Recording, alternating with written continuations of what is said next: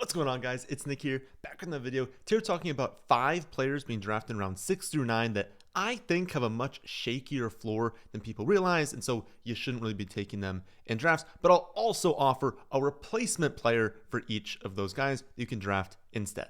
First up, we have Judkins. I think you should be avoiding Judkins in this general mid-6th round range, and instead draft DeAndre Swift just a few picks later. My model just isn't very in love with Judkins. Actually projected him as the most overrated second-round running back pick of the last 4 years, at least in terms of fantasy.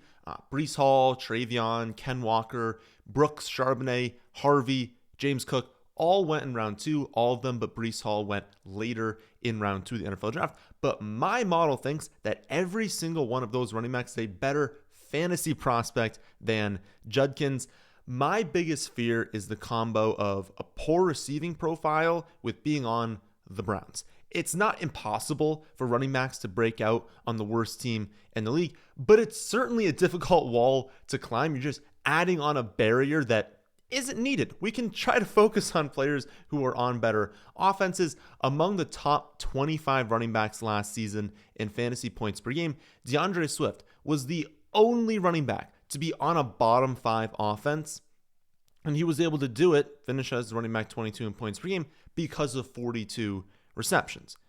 This season, no team is projected to be lower scoring than the Cleveland Browns, and so it's just going to be a little bit difficult for Judkins to produce even low-end running back 2 numbers, again, especially when you consider the receiving profile. He was never really asked to do a lot as a pass catcher in college, and when he did catch passes, he wasn't out there running sick routes, like he was just catching dump-offs. I don't want to make it seem like he's a bad running back prospect overall. He's still a second-round pick, an early second-round pick in the NFL draft. He's still a fantastic pure runner. I think he's going to have a good career in the NFL. I think he's just going to be one of those players that's a lot better in like NFL terms, like for an actual NFL team, than he will be in fantasy, especially right now. Maybe the Browns figure themselves out at some point, but the Browns are going to lose a lot of games this season, and that means a lot of second halves where they're down, they haven't really scored, they're throwing the ball a lot.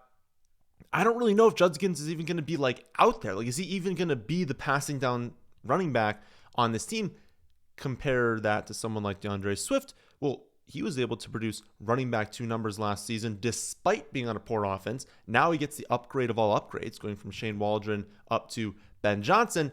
Swift also has at least 39 receptions and 6 touchdowns in all 5 seasons of his career. He's finished as a running back 2 in points per game every single season. So again, I think it's much safer and comes with more upside, because realistically upside comes through the receiving game. More upside in the receiving game, more upside through touchdowns, just more upside overall with Swift. And I would argue a much higher floor as well. That makes him a much better pick, and he goes a little bit later. I would also avoid Chris Godwin and instead draft George Pickens. Both are being drafted in that same range, mid-6th round right now. They're within 2 spots of each other. My worry is that Godwin, he's got the injury, obviously it's coming off, and in that in combination with Aiyuk, like those 2 things kind of working together just makes me a little hesitant. I think the general perception is like Godwin's going to be fine. He comes back in week 1, fully good to go. That Aiyuk is just a prospect. You know, he's going to be kind of like Jalen McMillan was last season.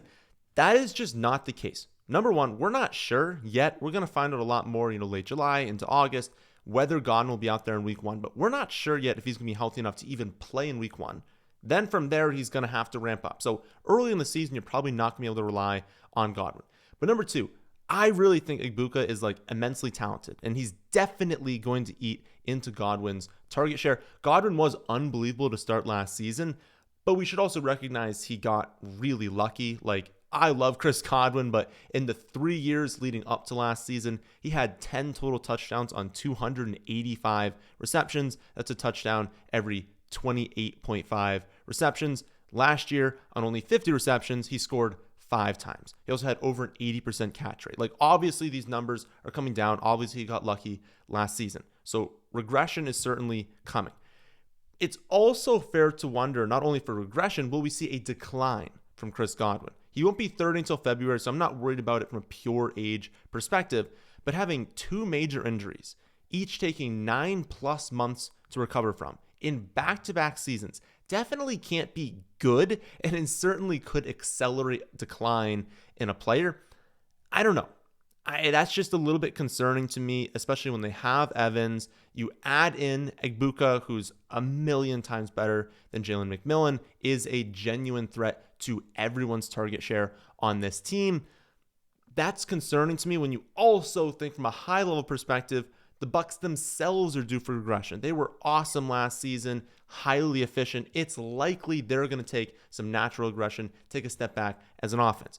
You compare that to someone like Pickens, who's in for a major situation upgrade. I mean, think about the volume difference going from the Steelers to the Cowboys. In his 3 years in Pittsburgh, they attempted an average of 525 pass attempts per year. That dropped to 502 pass attempts per year over the last 2 seasons. Dallas, on the other hand, last 3 years, over 600 pass attempts overall. Last 2 years increased to 625 pass attempts per year. Last season, the difference was 138 pass attempts, the difference from Pittsburgh to Dallas. So right off the bat, there are a lot more targets to go around in Dallas, but there's an even bigger positive in the situation is that Pickens goes from needing to be the clear number 1 wide receiver, always seeing primary coverage, consistently seeing safety help shifted his way, to now seeing exclusively single coverage with teams focusing on CeeDee Lamb instead of Pickens. Target quality is also set to increase, right? He's going from Kenny Pickett, Trubisky, Mason Rudolph, a cooked Russell Wilson, a mobile and low volume passer in Justin Fields, to Dak Prescott, who's averaged over 265 passing yards per game 4 times in his career. He has the second best odds to lead the league in passing. I think Pickens is just a much better player than the public gives him credit for, because he's been playing in Pittsburgh with terrible quarterbacks on also a low volume team. When you increase quarterback play, you way increase total passing volume, people can realize, oh wait, the underlying metrics were so good. Great success versus man, great success versus press, amazing success on individual routes. He's a great wide receiver. Probably not a wide receiver 1. He's probably just an amazing wide receiver 2, but now that's what he's going to do. He's not going to see the best corner coverage. He's not going to see safety help all the time. He's going to be allowed to see single coverage, and he's going to explode under the system in Dallas that just chucks the ball around, plays fast, and when he's not seeing this primary coverage, he's going to be awesome. I would definitely draft him over Chris Godwin this season. Back to running backs. I would avoid Pacheco, and I would draft Caleb Johnson instead. Both are being drafted in like the early 7th round range within 1 pick of each other. With Pacheco, I'm just not that convinced he's going to see, enough of a workload to be trusted in fantasy, because at the end of the day, that's what we need, right? We need these players to be someone you actually want to put into your starting lineup. Like, will you put Isaiah Pacheco into that running back 2 spot and feel good? And I don't think the answer is yes. He's now played 48 games in his career. He's hit 100 yards 4 times. He has 1 game over 36 receiving yards, 1 game with double-digit touchdowns. And are we even sure he's going to be the starter this season? Like, I know that seems wild to say, but they trusted Hunt as a starter most of last season. They brought in Elijah Mitchell to compete for that job. They drafted Brashard Smith to compete for the role on passing downs. I think Pacheco is probably going to win the early down job, but what if he only wins the job between 20s? Like, what if they continue trusting Kareem Hunt in short yardage, which would make sense because he's great in short yardage? What if they trust Hunt and Brashard Smith to split passing down work? That is absolutely an outcome that happens, and that's assuming that Elijah Mitchell doesn't win any sort of early down work. Like, even if you throw that out and you say Hunt and Brashard are taking short yardage and they're taking passing downs, now you've got Pacheco as purely a first and second down running back that doesn't get goal line work, so he doesn't have touchdowns, doesn't have receptions on one of the most pass-heavy teams in the league. This isn't to say that Caleb Johnson's going to be some featured weapon, right? Because he's definitely going to lose passing down snaps to Warren, but I can promise you that Caleb Johnson is going to be the goal line back in Pittsburgh, and that the Steelers are going to run the ball a lot more often than the Chiefs. There's going to be so many more rush attempts per game on the Steelers than there will be the Kansas City Chiefs. And with the Jonnu trade, the Metcalf signing, you better believe that they're going to be running the ball out of heavy packages a ton while also having Metcalf as the wide receiver blocking. Like, you don't think that Arthur Smith is sitting there just dreaming every single night about 3 tight end sets with Metcalf at wide receiver? There will be 9 guys out there fully capable of blocking, and you can only have so many linebackers on the field as a defense. I really think the Steelers are going to go back in time on offense this season, and that is huge for someone like Kaleb Johnson, who's going to do all his damage on the ground. I think just not that sky's the limit for Kaleb, just because he won't have those receptions. So I don't think he can be like a top 5 running back, but the ceiling is certainly just objectively higher than it is for Pacheco, because we're very confident he's not going to have goal line, not going to have receiving work, and it's going to be on a lower volume rushing offense.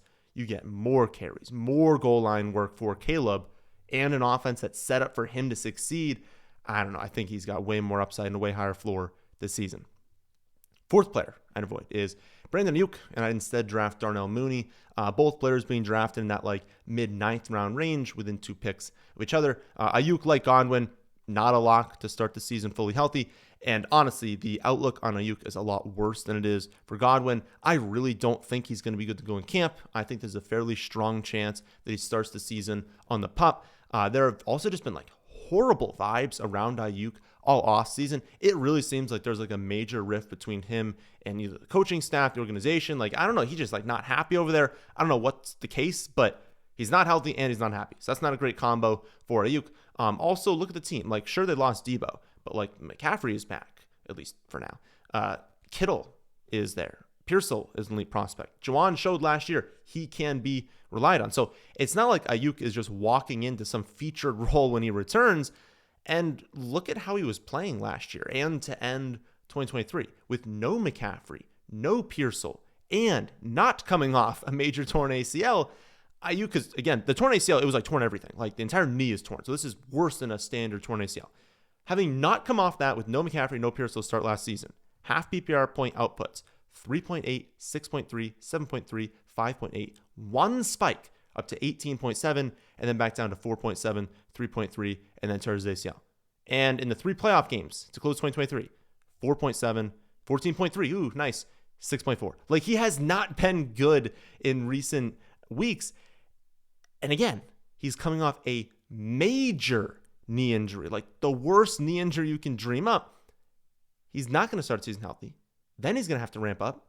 And still, they have other very talented players on offense. Like, I don't know. Are we ever actually going to trust him this season? Like, maybe at some point later in the year, he'll be a flex option. But, like, I don't think we're going to be able to trust Brandon Aiyuk at all this season. That's coming from, like, the original Brandon Aiyuk truther, the guy that, like, did not give up on Brandon Aiyuk when everyone was jumping ship. I don't know. I don't trust him at all. And so that should probably tell you something about Aiyuk. Compare that to Mooney, right? Locked in number 2. 0% chance, unless they trade for someone, that Darnell Mooney is not the number 2 receiving weapon on this team, at least in terms of wide receivers. This is on a team with a terrible defense, so we know they're going to be throwing the ball a ton late in games. They play in a dome. That's great. Their entire division has bad defenses. Awesome. He's not coming off a major injury, and he was already more productive than Aiyuk last season. He scored 3 more half PPR points per game than Brandon Aiyuk, despite worse quarterback play than he's going to have this year. Mooney's trending up, Aiyuk trending down, and yet Mooney was already more valuable last season. So why is Aiyuk going 4 picks ahead of Mooney in drafts? That makes no sense to me. Definitely take Mooney over Aiyuk. I would also avoid, going back to running back, Travis Etienne. I'd instead draft Jordan Mason. Etienne goes in the early 9th round. Mason goes in like the mid to late 9th round, but I would take Mason straight up over Travis Etienne.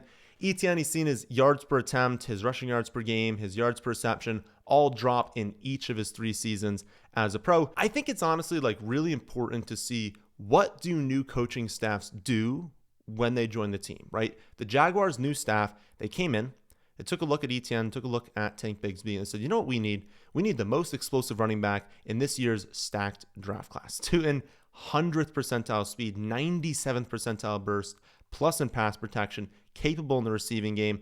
You don't take a player like Tootin if you are sold on the running back room. That does not mean that Tootin is a lock to be the starter, because Tootin has his own problems with fumbles. He has his issues. He's not like some locked-in prospect that's a guarantee to be a featured running back and be a running back 1 fantasy, right? Like that's not the case. But you don't draft a player like Tootin, highly explosive, highly athletic, put him on the bench for Travis Etienne, who ranked 27th in explosive run rate. And this is out of 46 qualified running backs last season. 27th in explosive run rate, 42nd in touchdown rate, 10th in stuff rate. You don't want to be high in stuff rate. That means you're not getting past the line of scrimmage very often. 10th in stuff rate, 45th in missed tackles forced per attempt, 30th in yards after contact per attempt, 39th in yards before contact per attempt, 32nd in first downs per rush attempt. I mean, the list just keeps going on and on. He was bad last year after being bad in 2023 as well. And then the Jaguars went out and they drafted a really high-end prospect. I mean, what are we even doing here? Like, why are we drafting Travis Etienne before some of these other options that are also in the mix? Like, he is like the very first running back people are drafting that's not a locked-in starter. So you're basically saying he's the most likely of the non-locked-in starters to be a starting running back this season. I just don't see it that way. He's been horrible in back-to-back years, and then they went out and drafted a high-end prospect to replace him eventually. Compare that to Mason, who's the guy the staff thought was missing. The Jaguars looked at Travis Etienne, and they said, we need more. The Vikings looked at Jordan Mason and said, we need you. The Vikings needed someone who could be trusted on early downs, could be used as a goal line back, could be relied on enough in the receiving game as to not just completely tip their hand when he's out there. And it makes sense that they went after Mason because of all those metrics I talked about Etienne being really bad at, Mason was elite in last season. Also, situationally, which back would you want? Do you want the running back on the Jaguars or the running back on the Vikings? I know the Jaguars are an ascending offense, but the Vikings are already there. Like, the Jaguars are working their way up to being decent. The Vikings are already an awesome offense, and they have a top 5 defense. We know the Vikings are going to be winning most games in the fourth quarter of the season, and there's a very real chance that it is Mason draining the clock in those games. Cannot say the same about Travis Etienne. So for me, the decision's pretty easy. Go with Mason over Travis Etienne, despite the industry ranking and drafting Etienne ahead of Mason. But still, I would draft Aaron Jones a little bit ahead of Jordan Mason. So that'll do it for this one. If you want to see my exact rankings for every player, every scoring format by position and overall, you can see that all on my website, thefantasyfootballadvice.com. I'll be back on Monday for another episode of Mock Draft Monday. But please leave a like if you made it this far. Please subscribe to the channel if you are new here, and I'll catch you all on the next one.